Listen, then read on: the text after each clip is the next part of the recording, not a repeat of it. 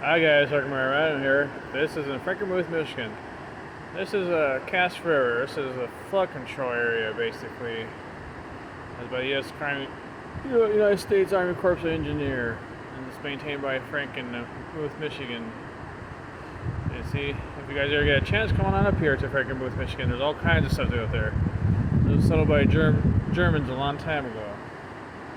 Great stuff, great food. You got Zinders, you got the Bavarian Inn. You know, cheese factories, fudge factories, woodworking shops. You got some bee shops, all kinds of things that you guys can do up here. It's pretty awesome. Just look at that. Isn't that nice? And as you guys can see across the way, it says Welcome 2021. Welcome. Sorry, my German's not that great. We're going to pan down here a little bit.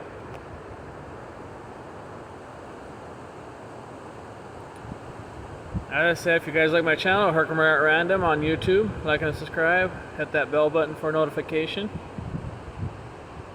Just out here enjoying this cold, rainy day, but making the most of it. So it is chilly out. It's about 53 degrees over here right now. It's been raining for the past 3 days, 2 or 3 days here in Michigan.